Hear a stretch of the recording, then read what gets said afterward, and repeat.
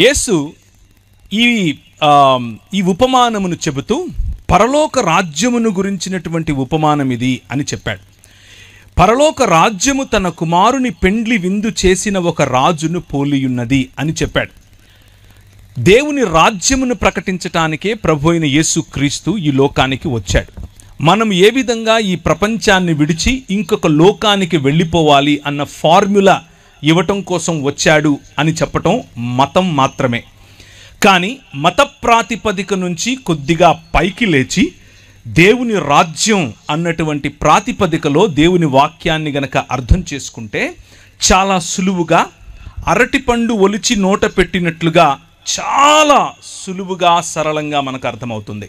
దేవుని వాక్యాన్ని దానికి ఉన్నటువంటి సందర్భం, దానికి ఉన్నటువంటి ప్రాధాన్యత, ఏ విషయములను వాక్యం ఎన్నుకొని చెప్పదలుచుకుందో ఆ విషయములను అధ్యయనం చేయటం ద్వారా మనం దేవుని హృదయానికి దగ్గరగా, ఆయన చెప్పాలనుకున్నటువంటి సందేశాన్ని దగ్గరగా అర్థం చేసుకునేందుకు అవకాశం ఉంటుంది. అలా కాకుండా 2000 సంవత్సరాల క్రితం చెప్పబడినటువంటి మాటలకు 2000 సంవత్సరాల తర్వాత మన మనసులో వచ్చే ప్రశ్నలను వాటిపై కృమ్మరించి దాని నుంచి ఏదో సంపాదించాలి అని ప్రయత్నం చేయటం వల్ల మతం కడతాం. అదే ప్రపంచ క్రైస్తవ సముదాయంలో అనేక శాఖలుగా భిన్న భిన్న సమయాల్లో భిన్న భిన్న శాఖలుగా విడిపోయినటువంటి క్రైస్తవానికి ఉన్నటువంటి ఒక ఐడెంటిటీ. కనుక ఈరోజు సాయంకాలం మనం చదివిన, మనం నేర్చుకున్నదంతటినీ కూడా కొద్దిగా అలా పక్కన పెట్టి ఫ్రెష్గా, తాజాగా దేవుని వాక్యాన్ని ఉన్నదున్నట్లుగా, ఆయన చెప్పింది చెప్పినట్లుగా అర్థం చేసుకునే ప్రయత్నం చేద్దాం. ప్రభువు లేకపోతే దేవుడు ఒక విందును చేయాలి అని ఆశపడ్డాడు. దేవుడు తన ఇంటిని, తన భవనాన్ని భూమి ఆకాశములుగా నిర్మించాడు. ఆ భవనంలో ఒక క్రమాన్ని ఏర్పరచాడు. ఆ క్రమము ఉదయముకు ఒక వెలుగు, రాత్రికి ఒక వెలుగు రూపంలో, ఎక్కడ నీళ్లు ఆగాలో ఆ నీళ్ల యొక్క లేకపోతే మంచిగా పచ్చిక పండటానికి కావలసిన వనరుల రూపంలో, చెట్ల రూపంలో, పశు పక్షులకందరికీ కూడా కావలసిన నీడ మరియు పళ్ళ రూపంలో చక్కటి ఒక గార్డెన్, ఒక తోటను క్రమంగా వేశాడు. క్రమంగా వేసినటువంటి ఆ తోటలో మనిషిని, అనగా నిన్ను నన్ను, మనుష్యులను అందులో ఉంచి ఆ 3 పదాలు లేకపోతే 3 రకాలుగా వారికి ఒక మాట చెప్పాడు. వారిని తన ప్రతినిధులుగా, తన ప్రతిబింబంగా, అలాగే తన ప్రతిమగా, 3 పదాలు వాడుతున్నాను. ప్రతిబింబము, ప్రతినిధి మరియు ప్రతిమ. ఆయన నిర్మించినటువంటి ఆయన ఆలయంలో, అనగా భూమి ఆకాశములు అనేటటువంటి ఆలయంలో మనిషిని ఆయన ప్రాణ ప్రతిష్ఠ చేసి తన ప్రతినిధిగా ఉంచాడు. ప్రాణ ప్రతిష్ఠ చేసి ప్రతిబింబంగా ఉంచాడు. ప్రాణ ప్రతిష్ఠ చేసి ప్రతిమగా ఉంచాడు. అలా ఉంచినటువంటి మనిషిని ఏమని చెప్పాడు అనంటే, నువ్వు నా స్వరూపము, నా పోలిక గనుక నేను నీకిచ్చే అధికారముతో ఈ ప్రపంచాన్ని, అనగా ఈ భూమిని ఫలించు, విస్తరించు, భూమిని నిండింపచేయి, అభివృద్ధి చెందు మరియు దానిపై ఏలుబడి చేయమన్నాడు, రాజ్యం చేయమన్నాడు. దేవుని రాజ్యము యొక్క ప్రతినిధి మనిషి, దేవుని స్వరూపము యొక్క ప్రతిబింబం మనిషి, దేవుని స్వరూపము యొక్క ప్రతిమ మనిషి. దేవుని రాజ్యము యొక్క ప్రతినిధి, దేవుని పోలిక యొక్క ప్రతిబింబం మరియు దేవుని స్వరూపము యొక్క ప్రతిమే మనిషి. ఈ ఆలయాన్ని, ఆయన నిర్మించినటువంటి భూమి ఆకాశములనే ఆలయాన్ని క్రమముతో ఆయన రాజ్యముగా నడిపించమని బాధ్యతతో కూడినటువంటి అధికారాన్ని మనిషికిచ్చాడు. ఈ బాధ్యతతో కూడిన అధికారం దేవుడు మనకిస్తే, దేవుడు కట్టని గోడలు, దేవుడు ఆయన నిర్మించినటువంటి ఈ ఆలయంలో గోడలు కట్టలేదు.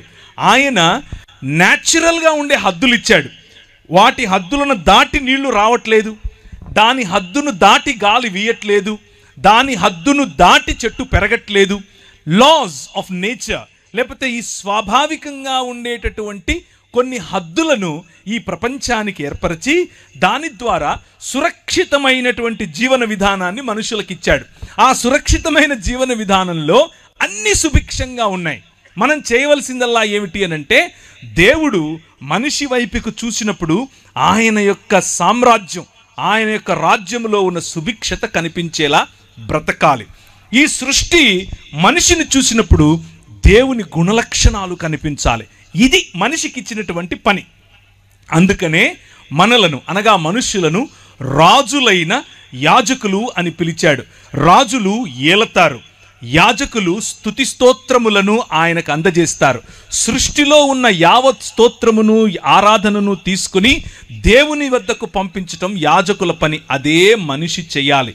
అలాగే సృష్టి యావత్తు సజావుగా నడుస్తోంది అన్నటువంటి రాచరికం మనిషి చేయాలి. అదే దేవుడు మనిషి చూసినప్పుడు మనిషిలో కనిపించాలి. ఇది దేవుడు మనిషికి ఇచ్చినటువంటి ఆయన రాజ్యభారం, ఆయన భుజములకు, మన భుజములకు ఇచ్చినటువంటి ఆయన పౌరసత్వం, ఆయన రాజ్యములో ఉన్న పౌరసత్వం. అయితే మనిషి దేవుణ్ణి తిరస్కరించాడు. మైకుల ద్వారా వింటున్నవారు, ఈ ప్రాంగణంలో చూస్తున్నవారు, వింటున్నవారు, అలాగే ఈ లైవ్ ద్వారా వింటున్నవారు, ఈ నరేటివ్ లేకపోతే బైబిల్ చెప్పేటటువంటి మానవ జీవన కథనాన్ని, మానవ మనుగడకు సంబంధించినటువంటి చరిత్రను ఒక్కసారి గమనించండి. నేను చెప్పే వర్షన్ను కూడా ఇది మీకు బహుశా మీరు విన్నదే అయి ఉండొచ్చు, లేక ఒక కొత్త కోణం అయి ఉండొచ్చు. ఏది ఏమైనా మీకు ఉపయోగపడుతుందేమో. ఒక్క 5 నిమిషాలు ఇటువైపు చూడండి. దేవుడు ఏర్పరిచినటువంటి ఈ రాజ్యంలో మనిషిని దేవుడు నువ్వు ఏలమని చెబితే, మనిషి అంధకార సంబంధమైన దురాత్మ సమూహములుగా ఉన్నటువంటి ఈ లోక మర్యాదకు తలవంచాడు. ఈ లోక మర్యాదకు తలవంచటం కారణం చేత నువ్వు కాదు రాజువు, ఐ యామ్ ద కింగ్ అన్నాడు. నేనే రాజునవుతాను అన్నాడు. ఆయన ఏకఛత్రాధిపతిగా ఉంటూ నిన్ను సామంతరాజుగా ఏలమంటే, కాదు కాదు నేను సామంతుణ్ణి కాదు, ఐ వాంట్ దట్ సీట్ అన్నాం. నాకు నువ్వు కూర్చున్న సింహాసనం కావాలి అనగా దేవునికి సమానత్వాన్ని మనం కోరుకున్నాం. అలా కోరుకున్న మరుక్షణం అటు పూర్తిగా మనిషిగా బ్రతకలేకపోయాం, ఇటు దేవుడు కాలేకపోయాం. అదే ఈరోజు మనిషి ఉన్నటువంటి స్థితి. ఆ స్థితినే పతన స్థితి అని పిలుస్తారు. దీనినే మూల పాపము అని కూడా పిలుస్తారు. బైబిల్ గ్రంథంలో దీన్నే ఒరిజినల్ సిన్ అని అన్నాం, మూల పాపము. ఈ పాపము కారణంగా ఈ లోకంలోనికి గచ్చ పొదలను ఆహ్వానించాం. ఈ పాపము కారణంగా ఈ లోకములోనికి బాధను ఆహ్వానించాం. ఈ దేవుణ్ణి తృణీకరించటం కారణంగా ఈ లోకంలోనికి మనిషికి మధ్య ఉన్న సంబంధాలలో మనం చేదును ఆహ్వానించాం. దేవునితో సంబంధాన్ని కోల్పోయిన కారణం చేత జంతువులు మన మీద తిరగబడ్డాయి, సృష్టి మన మీద తిరగబడింది, గాలి మన మీద తిరగబడింది, నీరు మన మీద తిరగబడింది, భూమి మన మీద తిరగబడింది. మనము అధికారం చేయాల్సినటువంటి ఈ ప్రపంచం మనపై అధికారం చేయటం మొదలుపెట్టింది. కారణం ఏమిటి అనంటే, అంధకార సంబంధమైన దురాత్మ సమూహములకు మనము కొమ్ము కాసేట్లుగా నిర్ణయం తీసుకున్నాం. ప్రభు అన్నాడు, రాజ్యము నాది. మనం అన్నాం, కాదు, నీది కాదు, రాజ్యం నాది అని అన్నాం. దాని పర్యవసానం మనుష్యుల మధ్యలో మనిషికి పొసగకపోవటం. అత్తకు కోడలకు పడదు, అమ్మకు కూతురుకు పడదు, నాన్నకు టీనేజ్ బాయ్కి పడదు. మనం ఏదో ఒక విధంగా సాటి మనిషిని, మన పొరుగువాడిని, మన ఇంట్లో ఉన్న మన బయట ఉన్న, మన సమాజానికి చెందిన మన సమాజానికి చెందకపోయినా ఏదో ఒక రకంగా పొరుగువాడిని మనం దూరం పెట్టడమే నేర్చుకున్నాం. Man rejected the order. దేవుడు ఏర్పరిచినటువంటి క్రమాన్ని విస్మరించినటువంటి, క్రమాన్ని వ్యతిరేకించినటువంటి మనిషి క్రమం కోల్పోయిన కారణం చేత అక్రమస్తుడయ్యాడు. అక్రమములో బ్రతకటం నేర్చుకున్నాడు. దాని కారణంగానే సోదరుణ్ణి చంపాడు. దాని కారణంగానే పొరుగువాడి భార్యను తెచ్చుకున్నాడు. ఇలా జరుగుతూ ఉన్న క్రమంలో మనిషి సాటి మనిషి నుంచి రక్షణ కోసం, సాటి జంతువు నుంచి రక్షణ కోసం, ఈ సృష్టి నుంచి రక్షణ కోసం గోడలు కట్టుకోవటం మొదలుపెట్టాడు. దాన్నే పట్టణములు అంటారు, నగరాలు అని అంటారు. నేను హైదరాబాద్ నగరంలో ఉంటాను, హైదరాబాద్ పట్టణంలో ఉంటాను. మీరు ఏ విధంగా అయితే రాజమండ్రి పట్టణంలో ఉంటారు.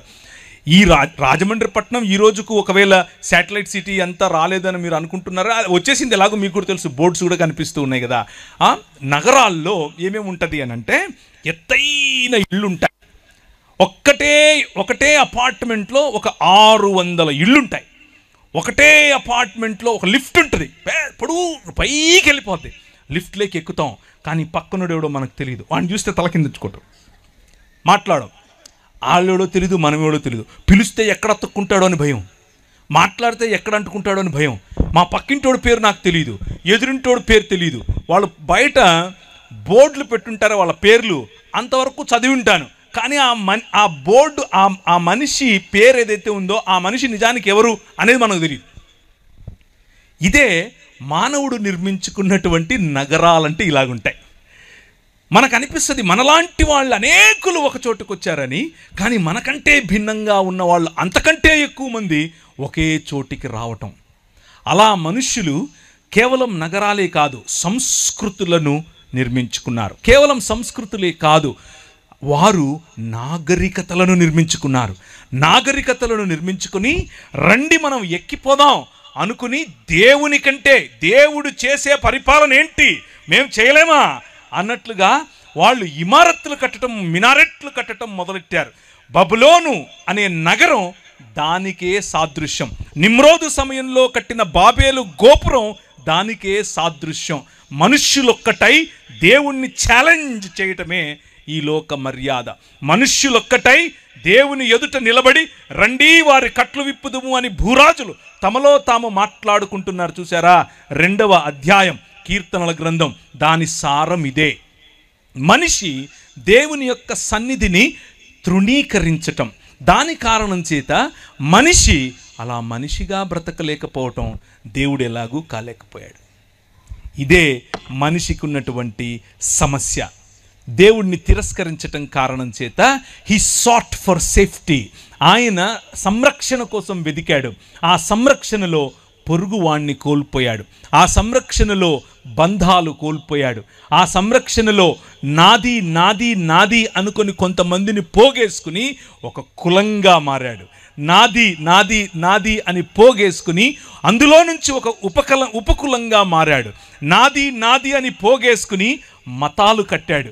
నాది నాది అని పోగేసుకుని మతాలు, కులాలు, ఉపకులాలు, అలాగే తెగలు, ఫలానా భాషకు చెందిన అంటూ అందరూ ఒక చోటుకొచ్చి నగర నిర్మాణం అని అనుకుంటున్నారు. నిర్మాణం మంచిదే, దేవుని వాక్యం చెబుతుంది నిర్మాణం మంచిది, డెవలప్మెంట్ ఈజ్ గుడ్, వికాసం మంచిది. కానీ వీరు చేసిన నిర్మాణం ఎలాంటిది అనంటే ఒకసారి చూద్దాం. ఇర్మియా గ్రంథం 23వ అధ్యాయం 13-14 వచనాలు. ఇర్మియా గ్రంథం 23వ అధ్యాయం 13-14 వచనాలు. నిర్మాణములు మంచివే, కానీ నిర్మాణముల వెనుక దాక్కొని ఉన్నటువంటి అంధకార సంబంధమైన దురాత్మ సమూహముల యొక్క ఆలోచన విధానం, భావజాలం ఏమిటి అనేది చూడండి. షోమ్రోను ప్రవక్తలు అవివేక క్రియలు చేయగా చూచితిని. వారు బయలు పేరట ప్రవచనము చెప్పిన జనమైన ఇశ్రాయేలును త్రోవ తప్పించిరి. యెరూషలేము ప్రవక్తలు ఘోరమైన క్రియలు చేయగా నేను చూచితిని. వారు వ్యభిచారులు, అసత్యవర్తనులు, ఎవడునూ తన దుర్మార్గత నుండి మరలా దుర్మార్గుల చేతులను బలపరుస్తూ ఉన్నారు.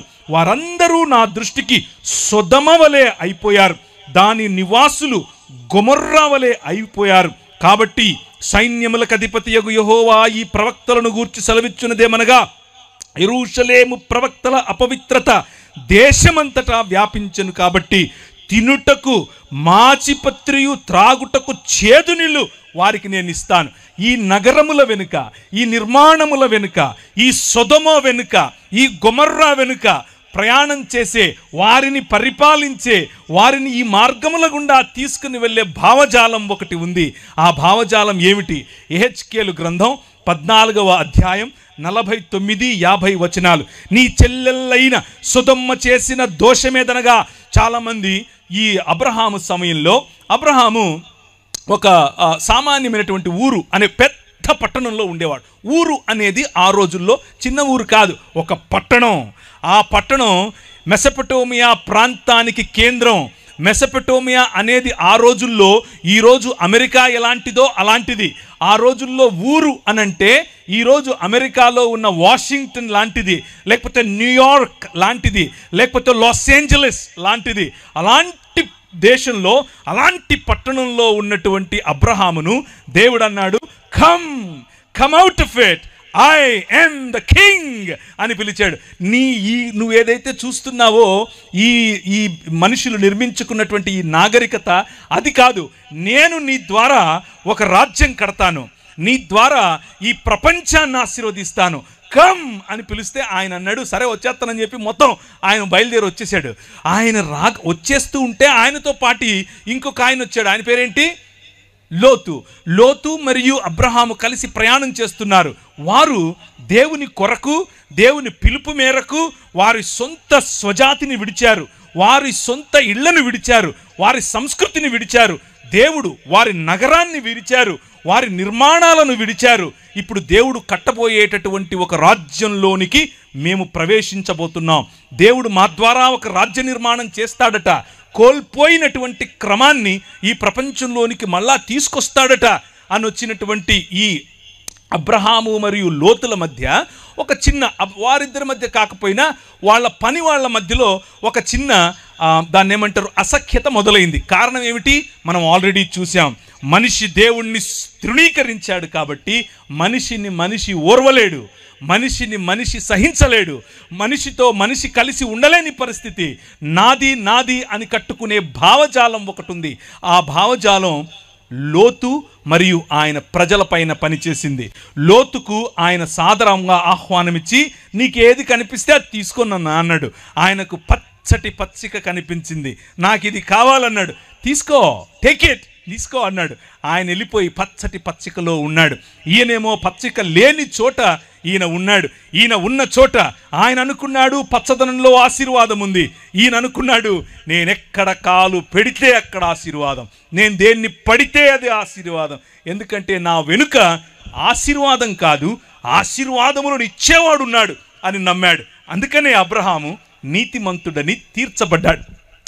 ఎందుకంటే అబ్రహాము విశ్వాసించాడు కాబట్టి విశ్వాసము ఆయనకు నీతిగా తీర్చబడింది. ఆయన చూస్తున్నాడు. అయితే అలా పచ్చిక కోసం వెళ్ళినటువంటి ఈ లోతు మరియు ఆయన కుటుంబము ఒక భయంకరమైనటువంటి స్థితిలో మారిపోయింది. ఆ భయంకరమైనటువంటి స్థితిలో ఇప్పుడు ఆ నగరం ఉంది. ఏ నగరంలోనికైతే ఈయన దాని హంగుభంగులను చూసి, దాని ఆకర్షణను చూసి, దాని ఎత్తైన గోడలను చూసి, దానికి ఉన్నటువంటి సంరక్షణ అనేటటువంటి ద్వారములను చూసి, గవినులను చూసి ఆకర్షితుడై, ఇక్కడ మనకు మూన్ లైట్ డిన్నర్ ఉంటుంది, ఇక్కడ మనకు దాన్ని ఏమంటారు కంట్రీ చికెన్ దొరుకుతుంది, ఇక్కడ మనకు ఆర్గానిక్ ఫుడ్ దొరుకుతుంది అని ఏ నగరం వైపుకైతే పరిగెట్టాడో ఆ నగరం ఇప్పుడు ఏమైందంటే ఆ నగరం ఈయనను చంపాలని చూస్తోంది. ఆ నగరం మొత్తాన్ని నాశనం చేయటానికి, ఆ నగరంలో పనిచేస్తున్నటువంటి భావజాలాన్ని రూపుమాపటానికి ప్రభువు దాని వైపుకు దానికి సమయం ఇచ్చాడు. ఇంకా మారు మనసు నిర్మాణం. కానీ ఏమా నిర్మాణం? సొదమ, నీ చెల్లెలైన సొదమ చేసిన దోషం.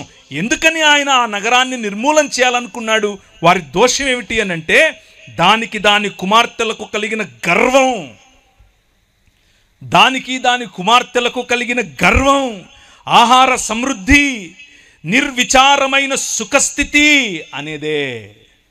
3 విషయాలు. చాలా సరళమైంది బైబిల్. మనం ఏదో దీన్ని ఓవర్ స్పిరిచువలైజ్ చేయాల్సిన అవసరం ఏమీ లేదు. మనిషికి ఎప్పుడైతే ధనం చేరుతుందో, గర్వం, దీన్నే సొయ్యం అని కూడా అంటారు, సొయ్యం పడుతుందో, బాగా కొవ్వు పడుతుందో, అప్పుడు ఆహార సమృద్ధిని చూసి నా దగ్గర చాలా ఆహారం ఉంది అని చెప్పి గర్వపడతాడు. నా దగ్గర సుఖస్థితి ఉంది అని గర్వపడతాడు. ఇవన్నీ కూడా నగరాల్లో కనిపిస్తాయి. ఆహార సమృద్ధి, ఎక్కడ చూసినా ఆహార సమృద్ధి. ఒకరోజు కరోనా వచ్చింది. కరోనా వస్తే ఒక ఆయన దాన్ని ఏమంటారు, మనకు వాట్సాప్లలో చాలామందికి ఇప్పుడు లాక్డౌన్ పెడుతున్నారంట, ఇక మీకు భోజనాలు ఉండవు, ముందే పోయి కొనుక్కోండి అంటే, నేను నా పిల్లలు భోజనం చేయాలి అని చెప్పి కారు వేసుకుని బయలుదేరి వెళ్ళిపోయాను. దగ్గరలో ఒక సూపర్ మార్కెట్ ఉంది, కనిపించినట్టు కొనేస్తున్నాను. కార్డు గోకేసి ₹1,00,000 పైన కొన్నాను. అంతా కారంతా నింపుకున్నాను. ప్రభు నాతో మాట్లాడు, ఒరే ఆహార సమృద్ధిని నమ్ముకుంటావా అన్నాడు. నగరాలు, మనం నిర్మించుకునే సిస్టమ్స్, మన పంటలు, మనం నిర్మించుకునే నిర్మాణాలు, మనం ఆశపడే మన సమృద్ధి, మనం దేనిపైన ఆధారపడాలనుకుంటున్నాం అనేటటువంటి మన భావజాలం, అది నీ చెల్లెలైన సొదొమ చేసిన దోషమేదనగా దానికి నీ దాని కుమార్తెలకును కలిగిన గర్వం, ఆహార సమృద్ధి, నిర్విచారమైన సుఖస్థితి అనున్నదే. అది దీనులకును దరిద్రులకును సహాయము చేయకుండెను. వారు అహంకరించి దాని దృష్టికి హేయక్రియలు చేసిరి గనుక నేను దానిని చూచి వారిని వెళ్ళగొట్టి తినే. దేవుడు సొదొమ గొమొర్రాలను నాశనం చేసింది దేనికి అని అంటే అలా అనుకుంటాం, అలా మనకు చదివితే అనిపిస్తుంది కూడా. ఏమనంటే ఈ దానిని నాశనం చేయటానికి వీరు వచ్చారు, ఎవరు? దేవదూతలు. అప్పుడు గ్యాంగ్ రేప్ చేయాలి అని అందరూ కలిసి ఆ దేవదూతల మీద పడ్డారు. కాబట్టి గ్యాంగ్ రేప్ దేవుడు ఒప్పుకోడు. కాబట్టి వాళ్ళను ఫైర్ అండ్ బ్రిమ్స్టోన్ అనగా అగ్నిమగరి గంధకములను వారిపై కుమ్మరించాడు అని మనం అనుకుంటాం. అది ఆ కథనంలో ఉంది. కానీ ప్రవక్త యెహెజ్కేలు దాని వెనుకున్నటువంటి ప్రధాన ఉద్దేశం చెప్తున్నాడు. వారు దేవదూతల మీద పడకముందే, పురుషగాములుగా మారకముందే, స్త్రీలు స్త్రీగాములుగా మారకముందే, పశు సంభోగులుగా మారకముందే, వారికి ఉన్న మోరల్ స్టాండర్డ్ పడిపోకముందే వారి మనసులోకి వచ్చినటువంటి మూల పాపం, వారి మనసులోకి వచ్చినటువంటి నిజమైన పాపం ఏమిటో తెలుసా? గర్వం. వారి మనసులోకి వచ్చినటువంటి నిజమైన పాపం ఏమిటో తెలుసా? నిర్విచారమైన సుఖస్థితి, ఆహార సమృద్ధి. కానీ వారి కళ్ళకు దరిద్రులు కనబడటం లేదు, దీనులు కనబడటం లేదు.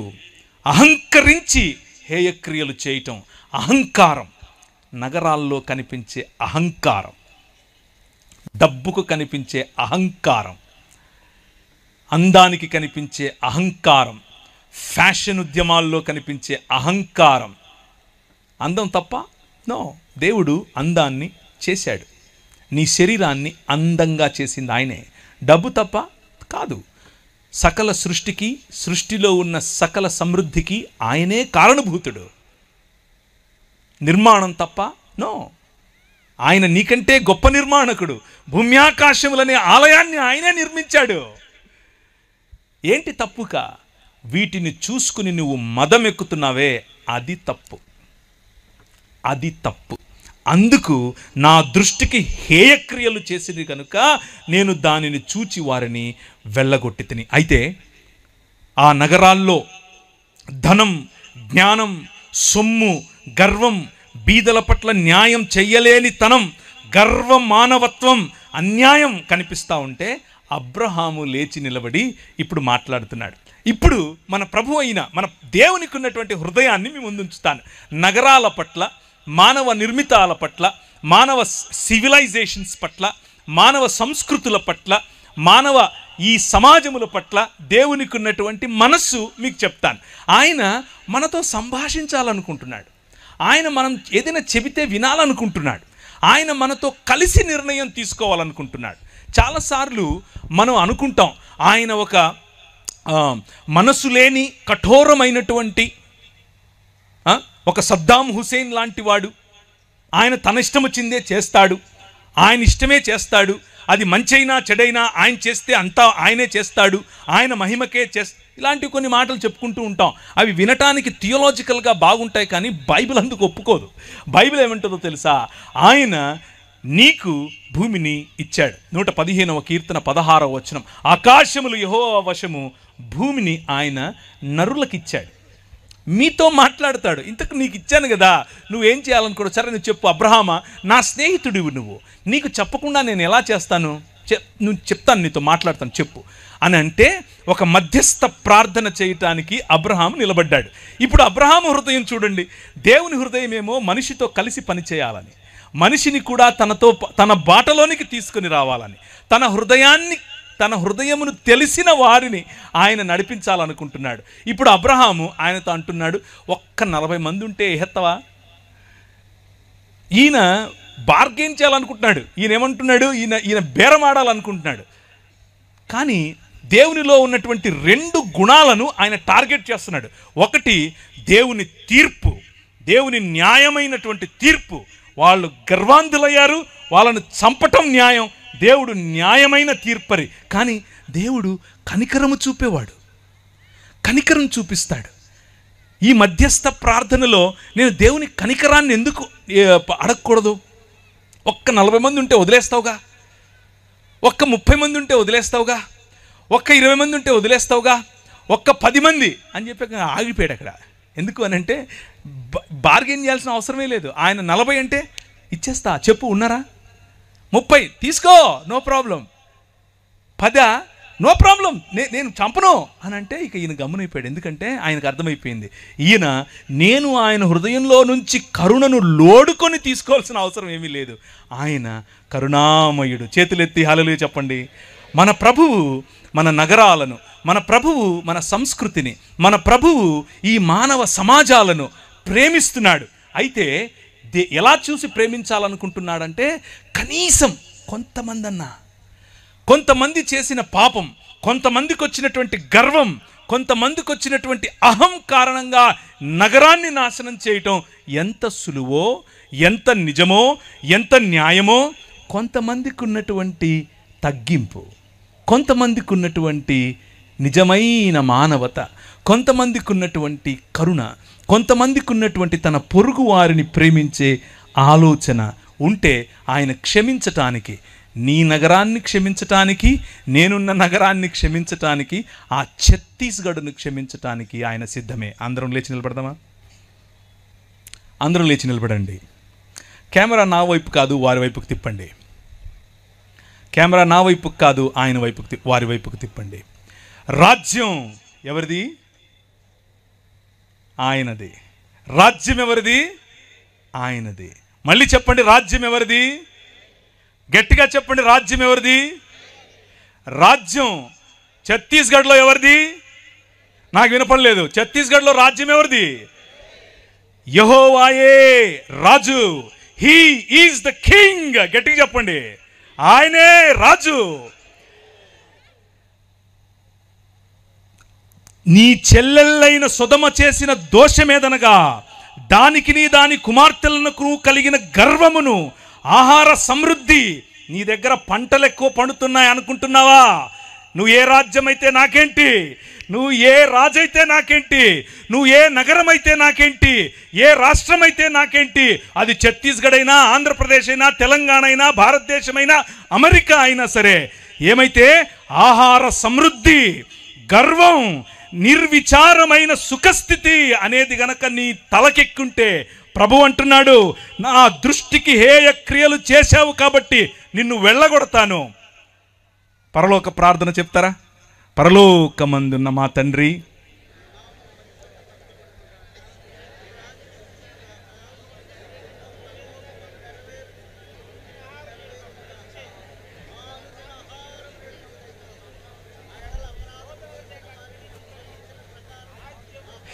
రాజ్యము, శక్తి, మహిమ నీదే.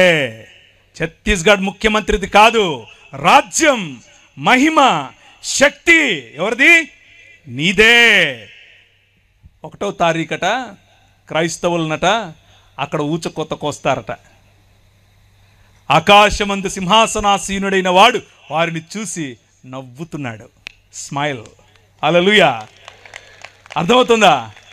వారిని చూసి స్మైల్ కొడుతున్నాడు. ట్రై చేయండి. మణిపూర్లో చేశారుగా, ఏమైంది?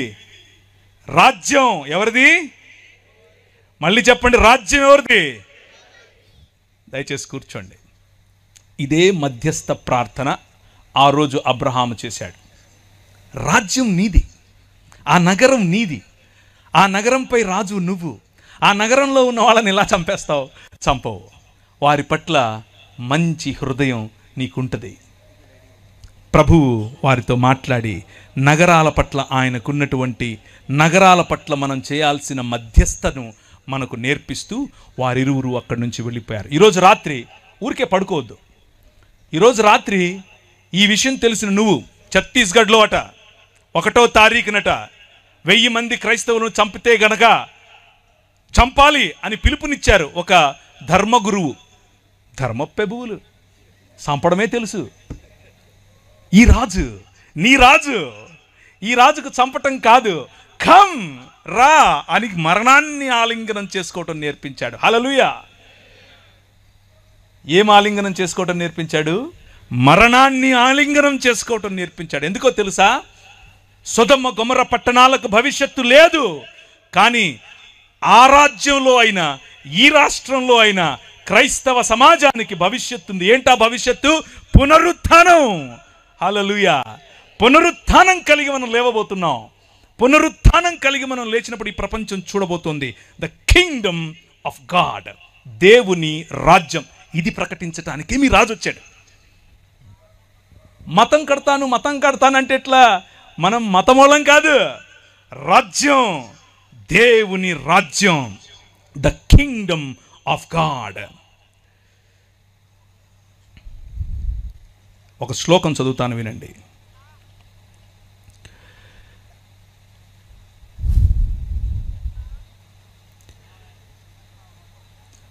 అస్మాకం ప్రభు పరమేశ్వర ఏక ఏవ యూయం సర్వంతఃకరణై సర్వప్రాణై సర్వచిత్తై సర్వశక్తిభిశ్చ తస్మిన్ ప్రభో పరమేశ్వరే ప్రియధ్వం.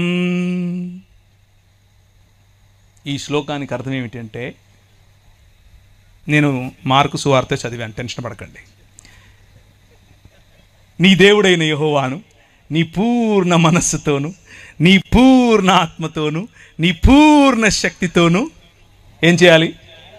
ప్రేమించాలి, ఆరాధించాలి, సేవించాలి. ఇత్యాజ్ఞా శ్రేష్టా తథా స్వప్రతివాసిన్ స్వవత్ ప్రేమ కురుధ్వం. అలాగే చెప్పండి, నిన్ను వలే.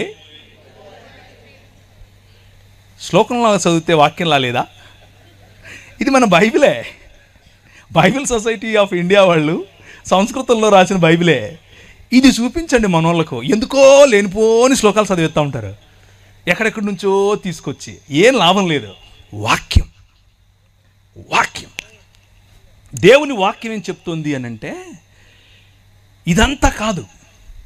దేవుణ్ణి ప్రేమించు, నీ మనిషిని ప్రేమించు, దేవునితో సంబంధం కలిగి ఉండు, నీ పొరుగువాడితో సంబంధం కలిగి ఉండు. ఇంతే నేను చెప్తున్నది. నువ్వేదో మతం కట్టక్కర్లా, నువ్వు క్రైస్తవ మతం అస్సలు కట్టక్కర్లా. యోహాను చెరపట్టబడిన తరువాత యేసు ఈశుర్గాలీల్ ప్రదేశమాగత్య ఈశ్వర రాజ్యస్య సుసంవాదం ప్రచారయాన్. ఆయన యోహాను చెరపట్టబడినప్పుడు గలిలయ ప్రాంతములోనికి వచ్చి దేవుని రాజ్యమును ప్రకటించుచుండెను. కథయామాస కాల సంపూర్ణ ఈశ్వర రాజ్య ఇచ్చ సమీపమాగతం అతో హేతోర్యూయం మనాంసి వ్యావర్తయధ్వం సుసంవాదే చ విశ్వాసిత. మీ మనసులను మార్చుకొని దేవుని రాజ్యము వైపుకు రండి అని ఆయన దేవుని రాజ్యమును ప్రకటించెను. శ్లోకంలో చెప్తే, అంటే శంఖంలో పోస్తే తప్ప నీళ్ళు తీర్థమవు టైప్లో అలా చెప్తే ఇప్పుడు మీకు అర్థమైందా? ఆయన వచ్చి చెప్పింది దేవుని రాజ్యం గురించి, క్రైస్తవ మతం గురించి కాదు, మనం కట్టుకున్న శాఖల గురించి కాదు. దేవుని రాజ్యం చెప్పాడు. దేవుని రాజ్యంలో ఉండాల్సిన లక్షణాలు ఏమిటి అని అంటే, సొయ్యం లేకపోవటం, గర్వం లేకపోవటం, బీదల పట్ల మనస్సు ఉండటం. అలా ఉంటే దాన్ని సొదొమ రాజ్యంగా చూస్తాడు, దానిని మానవ నిర్మాణమైనటువంటి ఒక నగరంగా చూస్తాడు.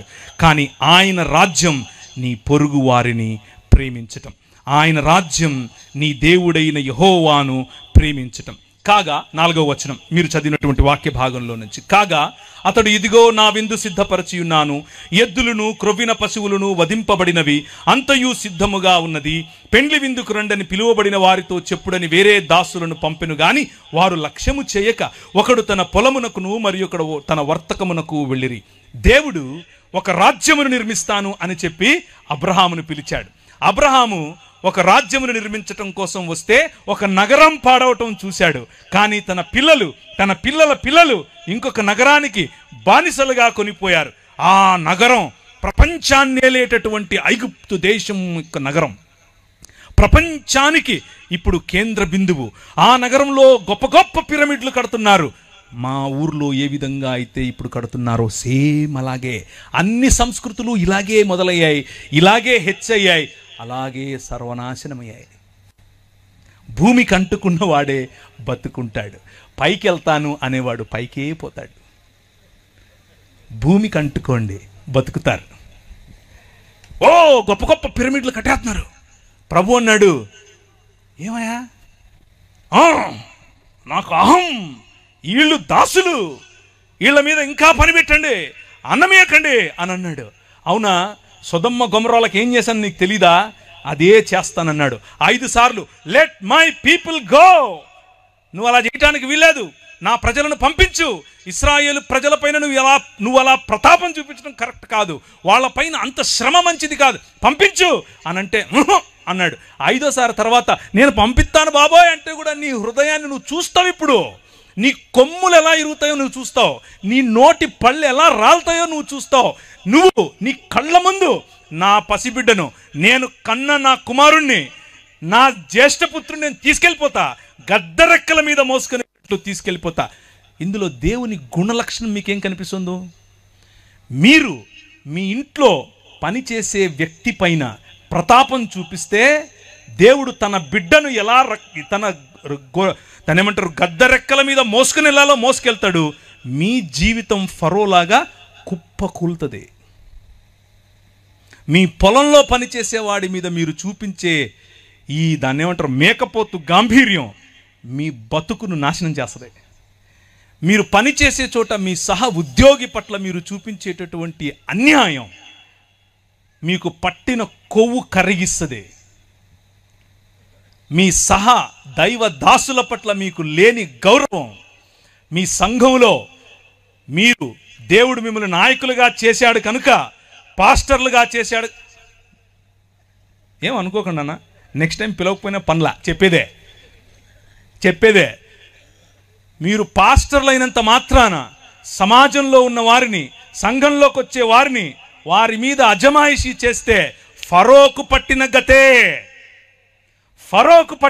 ఎందుకంటే మన దేవుడు, ఆయన హృదయం ఎక్కడ నలిగిపోయే ప్రజలుంటారో, ఎక్కడ వేయబడిన ప్రజలుంటారో, ఎవరిపైనైతే మీరు ఇంకా ఎక్కువ భారం పెడతారో అక్కడికి గద్ద తన పిల్లలను తన్నుకొని పోయినట్లు వచ్చి తన్నుకుపోతాడు. మన మూతి పళ్ళు రాలుతాయి, మన కొమ్ములు ఇరుస్తాయి. 10 రకాలైన దేవీ దేవతలను చూసుకుని నువ్వు ఎచ్చుకుపోతున్నావు కదా, నీ ఎచ్చులు ఎలా ఇంచాలో నాకు తెలుసు అని చెప్పి 10 రకాలైనటువంటి తెగుళ్ల ద్వారా వాడి నోరు మూశాడు. రాజ్య నిర్మాణం రా బయటికి అని అన్నాడు.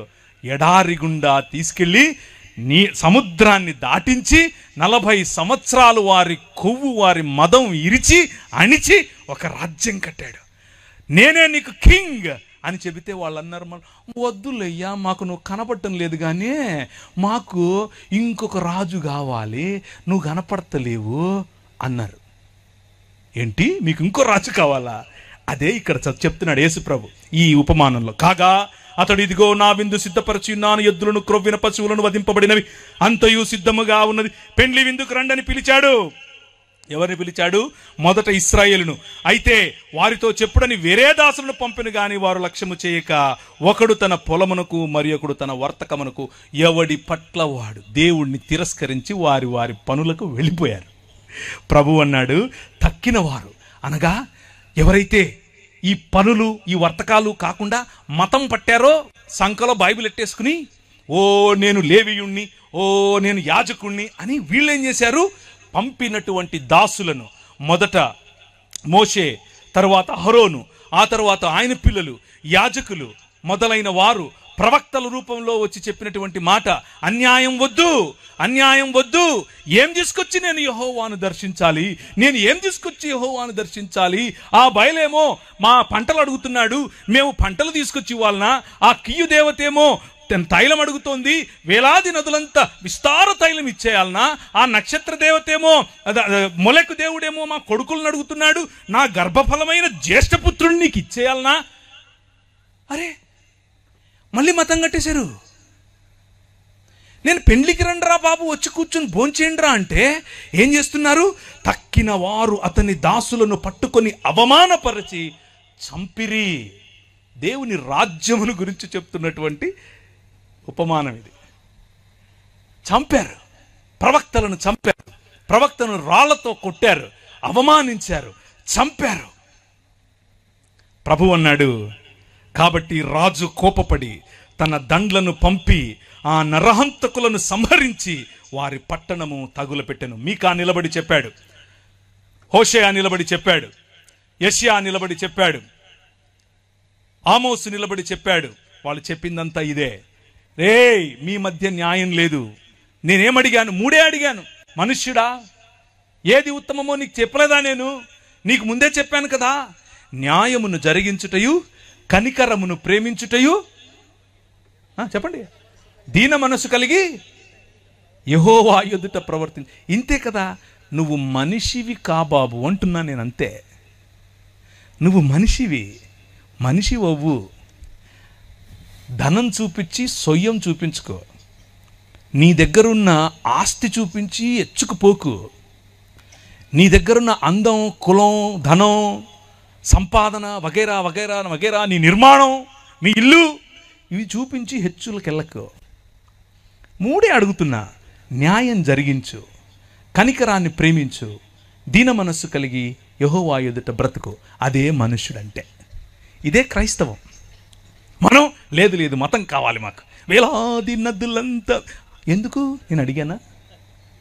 నా కొడుకునిచ్చేస్తాను. ఎవడు? ఎందుకు? నేను అడిగానా? అది ఎవడు? మొలక అడుగుతాడు, నేను కాదు. నా పంటలు ఇచ్చేస్తాను దేవా, ఎవరు అడుగుతారు? బయలు అడుగుతాడు. కంపారిజన్ మనము మతంతో దేవునికి చేశాం. కాబట్టి రాజు కోపపడి తన దండ్లను పంపి, ఏ దండ్లు? నెబుకద్నెజరు అనే దండు. ఆయన గుర్రాలట చిరుతపులుల్లాగా ఎగిరాయట. వీళ్ళని చెరపట్టుకుని వెళ్ళారు. 600 పైచిలుకు సంవత్సరాలు చెరలో బ్రతికారు. దాన్నే మరణం అని అంటారు. హోషేయ గ్రంథం 6వ అధ్యాయం 2వ వచనం దీనికి ప్రమాణం. యెహోవాయే మనలను కొట్టెను, ఆయనే మనలను బాగు చేయును. 2 దినములైన తరువాత ఆయన సముఖమందు బ్రతుకున్నట్లు 3వ దినమున ఆయన మనలను స్థిరపరచును. 2 దినాలైన తర్వాత, అనగా 3వ దినమున మనల్ని బ్రతికిస్తాడు అని చెప్పుకుంటున్నటువంటి ఇశ్రాయేలు ఎలా బ్రతికిస్తాడు? ఎలా బ్రతికిస్తాడు చెప్పనా? ఆదో వాద ఆసీత్ సచవాద ఈశ్వరేణ సార్థమాసీత్ సవాద స్వయమీశ్వరయేవ. ఆదియందు వాక్యముండెను, వాక్యము దేవుని యొద్దై ఉండెను, వాక్యము దేవుడై ఉండెను. ఆ వాక్యము శరీరధారి అయి కృపా సత్య సంపూర్ణుడిగా మన మధ్య అవతరించెను. లేకపోతే డేరా వేసెను. కూర్చున్న మీరు వింటున్నారు. గర్వము, పొగరు, ధనం వగైరా వగైరాల యొక్క నిర్మాణముతో దేవునికి దూరమైన మానవ సమాజాన్ని తిరిగి మానవ సమాజముగా మార్చటం కోసం గలిలయ ప్రాంతంలో నిలబడి దేవుని రాజ్యం వచ్చేసింది అని చెప్పింది ఇంకెవరో కాదు, స్వయంగా దేవుడే. స్వయంగా ఆది యందున్నటువంటి వాక్యమే. ఏ వాక్యమైతే దేవుని వద్ద ఉండేనో ఆ వాక్యమే, ఏ వాక్యమైతే దేవుడై ఉండేనో ఆ వాక్యమే, ఏ వాక్యమైతే కలిగి ఉన్నదేదియు ఆయన లేకుండా కలుగలేదు అని చెప్పారో ఆ రాజు మన మధ్యకు వచ్చేశాడు. ఆయన పురాతన కాలం మొదలుకొని శాశ్వత కాలము తన ప్రత్యక్షతలు చూపిస్తూ వస్తూ ఉన్నాడు. ఆ రాజును చివరికి మన వద్దకు పంపాడు. అంత్య దినములందు ఆయన మన మధ్యకు పంపాడు. అప్పుడు అతడు పెండ్లి కాబట్టి రాజు కోపం వారి పట్టణము తగిలిపెట్టాడు. అప్పుడు అతను పెండ్లి విద్య సిద్ధముగా ఉంది కానీ పిలువబడిన వారు పాత్రులు కారు గనుక రాజమార్గములకు పోయి మీకు కనబడిన వారు అందరినీ పెండ్లి విందుకు పిలువడని తన దాసులతో చెప్పెను. This is what commissioning of gospel is. ఈ దేవుని రాజ్యం ఇప్పుడు ఇశ్రాయేలుకు మాత్రమే కాదు, అబ్రహాము యొక్క పిల్లలైన నా పైన విశ్వాసముంచు ప్రతి ఒక్కరిది పిలవండి అని అన్నారు. అపోస్తలులకు పరిశుద్ధాత్మను మీరు పొందుకుంటారు. పరిశుద్ధాత్మను మీరు పొందుకున్నప్పుడు యూదయ సమరయ భూ దిగంతముల వరకు ఈ క్రీస్తు, మరణాన్ని జయించిన క్రీస్తు, సంకెళ్లను విరిచేసే క్రీస్తు, బానిసత్వాన్ని తొలగించే క్రీస్తు, నమ్రుడైన క్రీస్తు, నిజమైన మానవుడైన క్రీస్తు రాజ్యములోనికి ఆహ్వానించండి అని పంపాడు. సాక్షులుగా పిలవండి అని పంపాడు. అదే సువార్త. ఇంతై ఇంతే ఇంతై మహాపర్వతమై శాటిలైట్ సిటీలో పడింది. హల్లెలూయా. శాటిలైట్ సిటీలో పడితే జనాలు చూస్తున్నారు, ఏంటిది ఏంటిది. ఈ రాజ్యం కనిపించి కనిపించినట్లుంటుంది. ఈ రాజ్యం ఉంటుంది, కానీ ఎక్కడుందో తెలీదు, ఎలా దాన్ని అరికట్టాలో తెలీదు, మంటలైనా ఆర్పాలో తెలీదు. ప్రభుత్వాలు ట్రై చేశాయి, చేతకాల. రాజ్యాలు ట్రై చేశాయి, చేతకాల. కొందరైతే రాజ్యాలు ట్రై చేసి ఇది కాదని చెప్పి మనలోనే దూరిపోయారు. అదే ఈ రాజ్యం. ఆవగింజంతే, కానీ మహావృక్షం అవుతుంది. ఇంత రాయే, కానీ మహాపర్వతం అవుతుంది. ఒక్క మనిషే, కానీ తన శరీరాన్ని నాటి మళ్ళీ జీవము గల శరీరముగా పైకి తీస్తే జీవాన్ని మరణాన్ని ఒకే శరీరంలో కట్టగల రాజ్యం ఇది. ఆ రాజ్యం వచ్చేసింది, ఆ రాజ్యం నడుస్తోంది. ఆ దాసులు రాజమార్గమునకు పోయి చెడ్డవారినేమి మంచివారినేమి తమకు కనబడిన వారందరినీ పోగు చేసిరి గనుక విందుకు వచ్చిన వారితో ఆ పెండ్లిశాల నిండిపోయెను. ఛత్తీస్గఢ్లో 1000 మందిని వేస్తామంటే భయపడేదా ఈ రాజ్యం? ప్రపంచమంతా విస్తరించిన రాజ్యం. హల్లెలూయా. ప్రపంచమంతా, నువ్వు వెళ్ళిన దేశం, నువ్వు వెళ్ళిన ప్రతి ఊరిలో విస్తరించిన రాజ్యం. ఎక్కడెక్కడ నాపుతావు నువ్వు? నెత్తికి నామాలు ఎట్టుకొని పిలిచేయగానే కత్తులు ఎట్టుకొని చంపేస్తానే అయిపోద్దా? ఇది కాదు. ఇలా మీరు ఎప్పుడో చేస్తారని ఎప్పుడో చెప్పాడు మన ప్రభు. ఎప్పుడో 2000 సంవత్సరాల క్రితమే చెప్పాడు.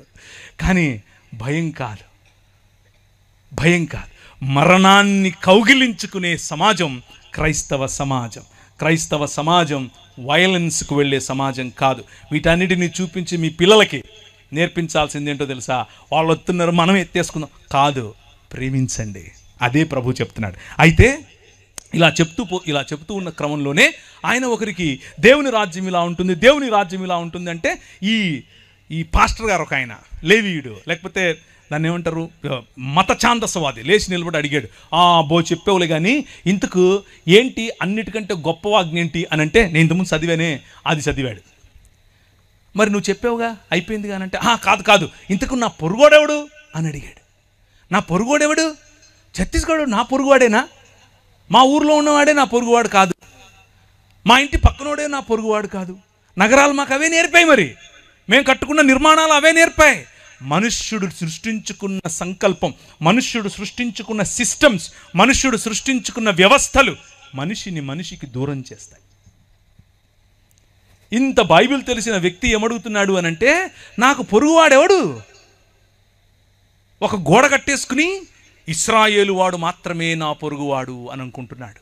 లేకపోతే ఆ ఇశ్రాయేలీల్లో ఉన్నటువంటి పరిసయుడు మాత్రమే నాకు పొరుగువాడు అని ఈయన అనుకుంటున్నాడు. ప్రభు అన్నాడు, కాదు బాబు, ఒకడు నీలాంటివాడే వెళ్తూ ఉంటే అని బాగా చితకబాది పడేస్తే ఒక ఆయనేమో నీలాంటివాడే వెళ్ళాడు, తాకూడదు అని చెప్పి వెళ్ళిపోయాడు. ఇంకొక ఆయన వెళ్ళాడు, ఆయన కూడా మనకు సంబంధం లేదు అని వెళ్ళిపోయాడు. కానీ నువ్వు ఎవరినైతే దూరం పెట్టాలనుకుంటున్నావో, ఎవరైతే నువ్వు తాకకూడదు అనుకుంటున్నావో ఆ మనిషి చూశాడు, వచ్చి వాడి కట్లు కట్టి ఒక పెద్దమ్మ ఇంట్లో పెట్టి వాడికి కావలసిన భోజనం పెట్టమ్మా, మందులు ఇవ్వమ్మా, నేను మళ్ళీ వచ్చినప్పుడు నీకు ఏదైనా బాకీ ఉంటే తీరుస్తానులే అని చెప్పాడు. ఇప్పుడు చెప్పు, ఎవరు నీ పొరుగువాడు? యేసు ప్రభువు తన రాజ్యం యొక్క పరిధిని కేవలము ఇశ్రాయేలు కాదు, కేవలం నీ మతం కాదు, సర్వమానవ ఏక శరీరం, ఒక్క శరీరంగా మనుషులందరినీ మార్చే ఉద్యమం. ఆ ఉద్యమాన్ని ఆయన తెరతీశాడు. ఆ ఉద్యమానికి తెరతీసే క్రమంలో కొన్ని గురుగులుంటాయి, కొన్ని గోధుమలుంటాయి. వింటున్నవారు ఆయన ఆయన మొదలుపెట్టినటువంటి ఉద్యమమును గురించి ప్రకటించగా విన్నారు. ఇక్కడ ప్రాంగణంలో కూర్చున్నవారు, మైకుల ద్వారా వింటున్నవారు, లైవ్ ద్వారా చూస్తున్నవారు ఆ ఉద్యమంలో భాగమవ్వాలనుకుంటున్నారా? నిజమైన మనుష్యత వైపుకు, నిజమైన దేవుడు ఒప్పుకునే మనుష్య జీవన విధానం వైపుకు రావాలనుకుంటున్నారా? మీ ఎదురుగా నేను చూపించే ఒకే ఒక్క ఉదాహరణ ప్రభువైన యేసు క్రీస్తు. ఆయనలో పాపం, దోషం, బలహీనత కనిపించదు. భూమి ఆకాశములను సృజించిన వాడైనప్పటికీ సాధారణమైన మనిషిగా న్యాయమును జరిగించటానికి, కనికరమును ప్రేమించటానికి, దీన మనస్సు కలిగి యెహోవా ఎదుట జీవించటానికి మన ముందుకు సాధారణమైన మనిషిగా వచ్చాడు. ఆయనే ఏమని చెప్తున్నాడు అనంటే, అందరినీ పిలవండి, అందరినీ, కనబడే వారందరినీ పెండ్లి విందుకు పిలవండి. వాళ్ళు వెళ్ళి చెడ్డవారేమి మంచివారేమి తమకు కనబడిన వారందరినీ పోగు చేసిరి గనుక విందుకు వచ్చిన వారితో ఆ పెండ్లి శాల నిండెను. రాజు కూర్చున్న వారిని చూడ లోపలికి వచ్చి అక్కడ పెండ్లి వస్త్రము ధరించుకొనని ఒకరిని చూచి స్నేహితుడా అని పిలుస్తున్నాడు. ఇది రాజు పని, నీ పని కాదు. ఈరోజు క్రైస్తవుల్లో చాలామంది రాజులవ్వాలని చూస్తున్నారు.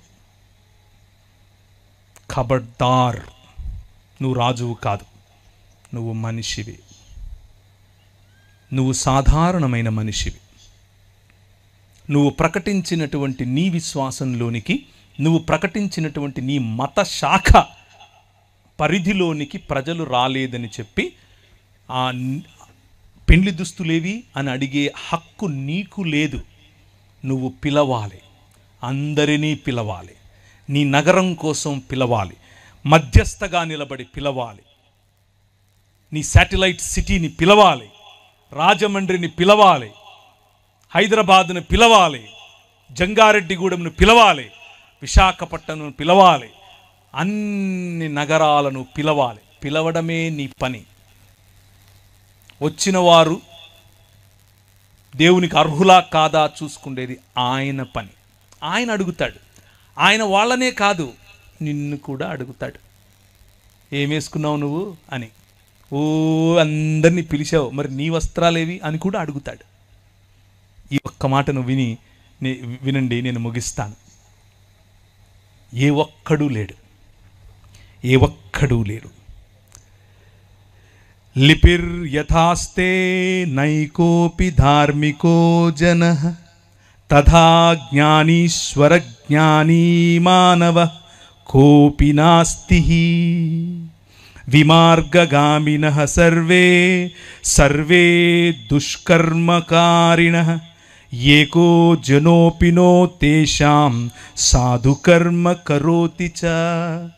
రోమిలకు రాసిన పత్రిక 8 చదివాను.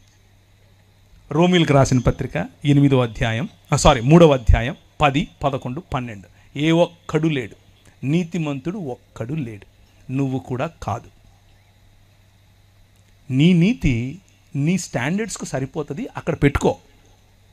ప్రతి ఒక్కడిని వెళ్ళి ఆడి నీతి మార్చడం కోసం నువ్వు గొప్ప అని వారు తక్కువ అని చూపించే ప్రయత్నం చేయకు. అది మతం. రాజ్యం ఏం చెప్తుందో తెలుసా? కలుపు, పిలువు, స్త్రీల కోసం నిలబడు, పిల్లల కోసం నిలబడు, బలహీనుల కోసం నిలబడు, బడుగు బలహీన వర్గాల కోసం నిలబడు. మతం కోసం కాదు. నీ ప్రజలను కట్టు, అందరినీ పిలువు.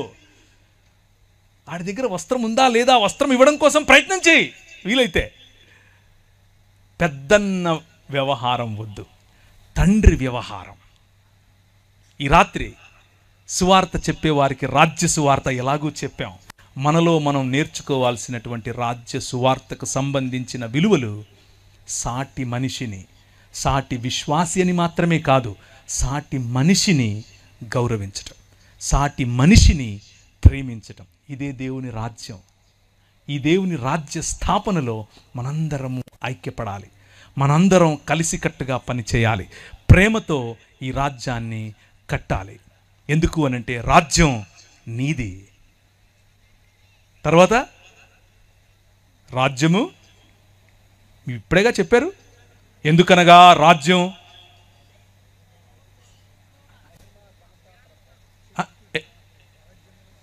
శక్తి. శక్తి. రాజ్యం ఆయనది, మంది కాదు. శక్తి ఆయనదే, మంది కాదు. మరియు మహిమ, the glory of his story is or it belongs to him. ఆయనది మహిమ. మధ్యలో మనం తుమ్మితే ఊడిపోయే ముక్కు. వీలైతే ఆయనకు కోఆపరేట్ చేద్దాం, లేకపోతే ఆయన పీకినప్పుడు మనల్ని కూడా పీకుతాడు. గురుగులతో పాటి, అంటే గోధుమలు అనుకుంటూ మనం ఉన్నాం కదా, మనల్ని కూడా పీకుతాడు. జాగ్రత్త పడాలి. Let's bow our heads. తలలుంచుకుంటే ప్రార్థించుకుందాం. నేను అనుకున్నాను ఎవరైనా ఆవులు ఇస్తారేమో ఆపేద్దామని. మీరెవరూ ఆవులించలేదు. దాన్ని బట్టి నాకు అర్థమైంది ఏంటంటే మీరు కథలు బాగా వింటారు. కంటిన్యూనా? పర్లేదు, ఎక్కువ చేస్తే కొడతారు. తలలుంచుకోండి, ప్రార్థిద్దాం. ప్రభు వైపుకు చూద్దాం. దేవుని రాజ్యం గురించి ఈరోజు విన్నారు. మతం గురించి, మతంలో ఉన్న అనేకమైనటువంటి అంశాలు మీకు ఎలాగో తెలుసు.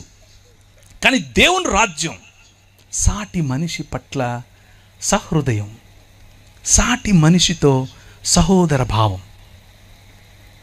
మన పాటలు అందుకే, మన పనులు అందుకే, మన ప్రేమ అందుకే. ఈ ప్రాంతంలో ఈ నల్లట్ట పుస్తకాన్ని మోసుకుని వచ్చిన వారు బడుల ద్వారా, ఆసుపత్రుల ద్వారా అదే చేశారు. అందుకే మీరందరూ ఈరోజు దేవుని రాజ్యంలో భాగం. నేను చచ్చిపోయి ఎక్కడికో వెళ్తాను అన్న సువార్త కాదు మీ తల్లిదండ్రులు విన్నది. నువ్వు మనిషివి, దేవుని స్వరూపం, దేవుని పోలికలో ఉన్నావు. ఇది దేవుని ఆలయ నిర్మాణం. ఆ నిర్మాణంలో నీ భాగం ఏంటి అని అడుగుతున్నారు. ఈరోజు రాత్రి ఒక నిర్ణయం చేసుకుని వెళ్ళు. ఊరికే వెళ్ళిపోకు. అలాగే ఈరోజు రాత్రి ఆ ఛత్తీస్గఢ్ కోసం ప్రార్థన చేయకుండా, ఆ ఛత్తీస్గఢ్లో నలిగిపోతున్నటువంటి నీ సహోదరుల కోసం ప్రార్థన చేయకుండా, వారి కోసం పరితపించకుండా, వారి కోసం ఆశీర్వాద వచనాలు పలకకుండా నువ్వు నిద్రపోకు ఈరోజు రాత్రి. ప్రభు నీ మాటలు వింటాడు. అబ్రహాము చేసిన మధ్యస్థ ప్రార్థన 40 మంది ఉంటే అలా జరుస్తావా ప్రభువా అని చేయలేవా నువ్వు? చెయ్యి. ఈరోజు రాత్రి ప్రభు వింటాడు.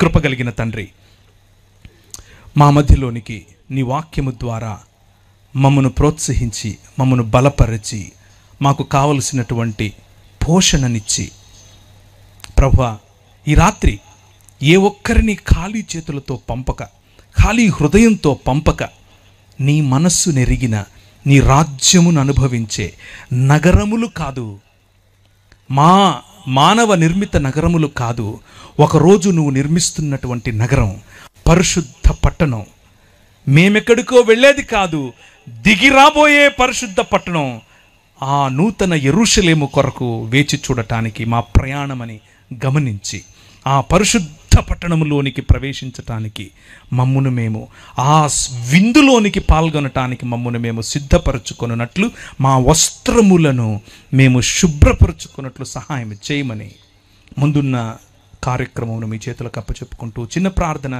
యేసు నామమున అడిగి వేడుకుంటున్నాను తండ్రి. ఆమేన్.